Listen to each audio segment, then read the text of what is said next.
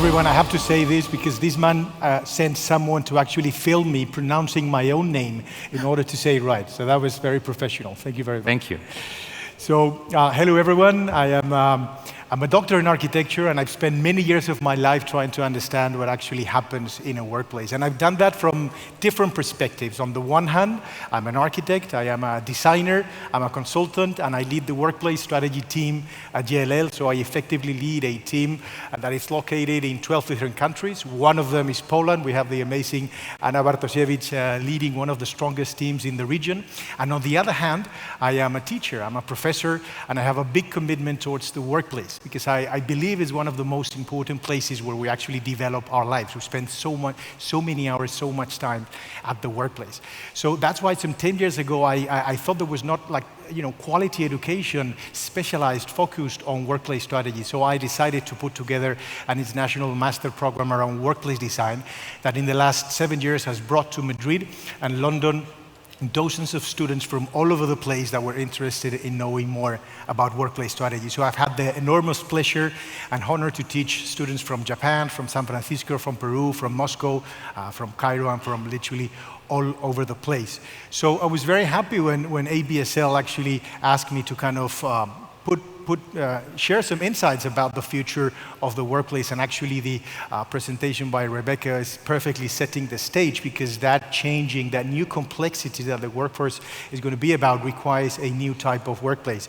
So in order to kind of grasp how the workplace will look in the 2029, I wanted to share some numbers that we are dealing with today, so hopefully they can kind of shed some light over the next future. So first, this number about the footprint. So the fact of the reality of the companies is that they are allocating much less space in the last years, and landlords probably know this very well. So by the year 2009, typically on an average, and bear with me because of course the different regions and sectors allocate different spaces and footprints for their employees, but we were roughly talking about 15 to 20 square meters per person. Today, that has decreased significantly to 10 to 15.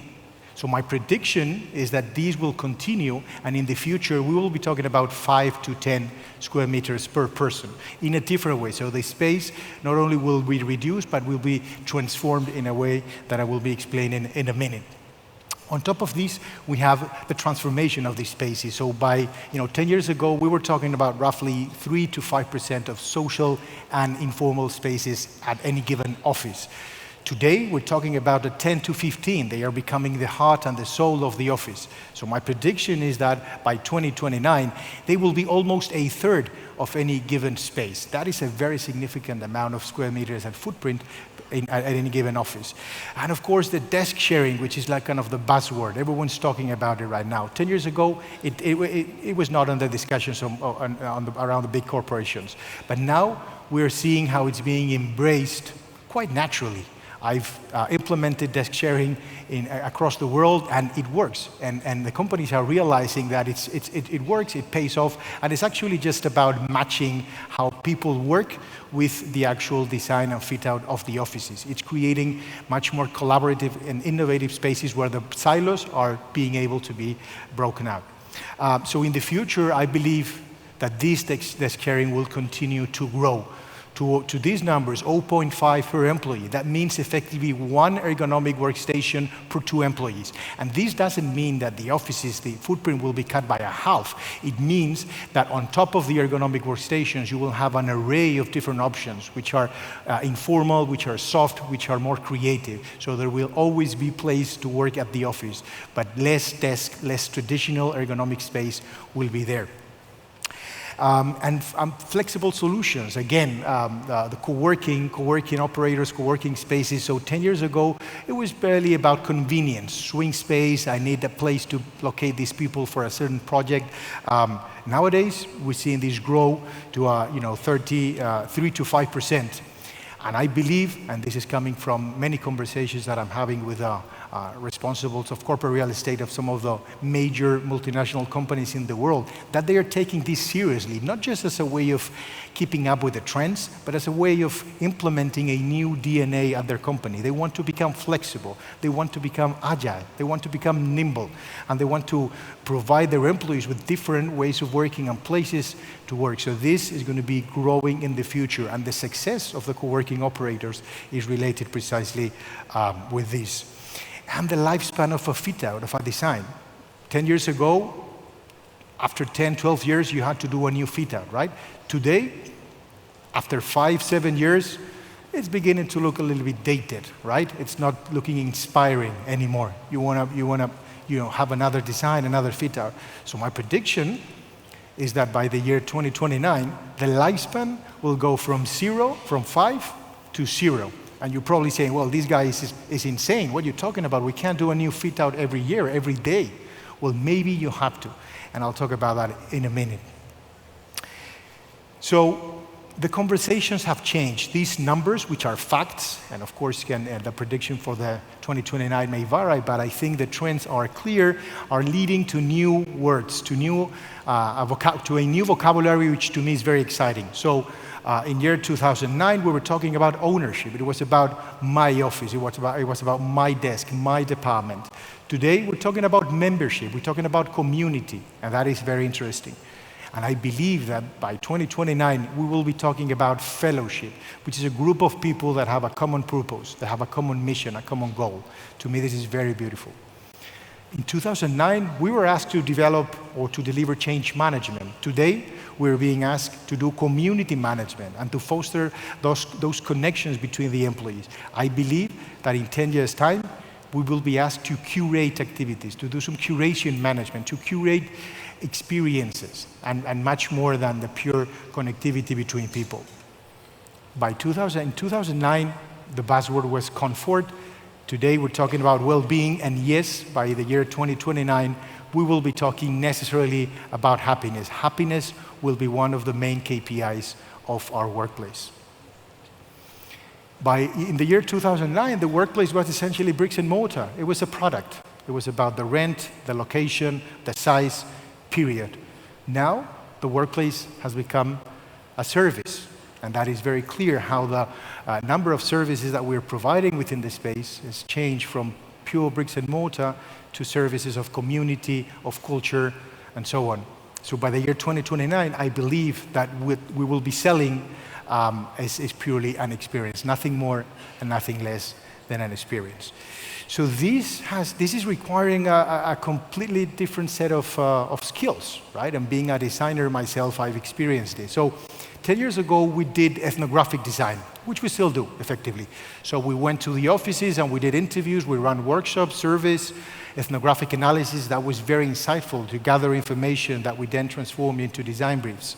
Today, we're using technology. We're gathering data around how people actually interact. We're installing Internet of Things sensors. We're using wearables. We're using beacons and all kinds of technologies in order to capture sound, rigorous scientific information about what happens in the workplace. But we still don't know what to do with that data because it's still a bulk. It's still so complicated. So my prediction is that with that data, we will be able to provide a responsive design in the following 10 years. So how does the responsive design look like? So it will look like first measuring thoroughly the interactions between the employees and the physical environment, and also between the employees and the digital environment. With that, we will be able to create algorithms that actually relate that activity with the productivity of the company, that activity with the revenue of the company. That is amazing, and I think we will see that very, very soon. And eventually, we will be able to create models that respond in real time to whatever is happening at the office. Because the office is not the same on a Monday than on a Friday. You see, it's not the same at the beginning of the month than at the end of the month. It's not the same at the beginning of the fiscal year that at the end of the fiscal year. So we need to modify the environmental conditions, for example, to reduce the stress levels. Wouldn't it be fantastic to actually measure how people move, how they move on there? We're doing that as we speak. We understanding how the chairs are being moved, how the furniture is being used, so that is directly related to the stress levels. So wouldn't it be fantastic if we could transform the environmental conditions to reduce stress, for example, or to just initiate digital encounters between the employees, because we were also looking at the digital activity of our employees through the emailing, through Skype, through instant messaging, through social media, of course, in an anonymized way, right? But that data is making us able to understand these interactions and react to them. The responsive workplace will be able to kind of introduce or remove partitions or divisions at the office that foster more levels of privacy, for example, so people can concentrate and can avoid one of the main pain points of the open space and the new progressive offices, which is, yes, the ability to concentrate. And of course, these algorithms will be able to kind of trigger community activities when we recognize that the level of interactions are low. So when I was putting together this presentation, I said, well, this could be very beautiful. The responsive workplace. It will be something like a theatrical stage fueled by artificial intelligence, fueled by data, managed by a machine learning device that can actually create and modify the right conditions at any given day. That is the reason why I was talking about a 0 years lifespan, because maybe the office should respond in real time to whatever's happening in it. And I think that is extremely beautiful, to create a space that will be constantly responding to whatever's happening in it, in order to the employees to succeed, to thrive, to connect, and of course, to be happy.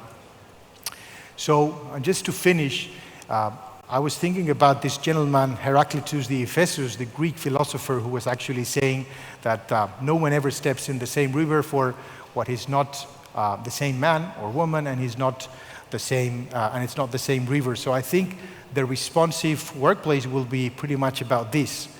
You won't be entering in the same office again ever, because you won't be the same person, but moreover, because the office won't be the same. So think about this. Think about the responsive workplace. Think about an environment that responds and is sensitive to whatever's happening, that can take care of the stress levels, that can make people connect to one another, and that can eventually make your company be more productive, and moreover, your employees more happy. Thank you very much.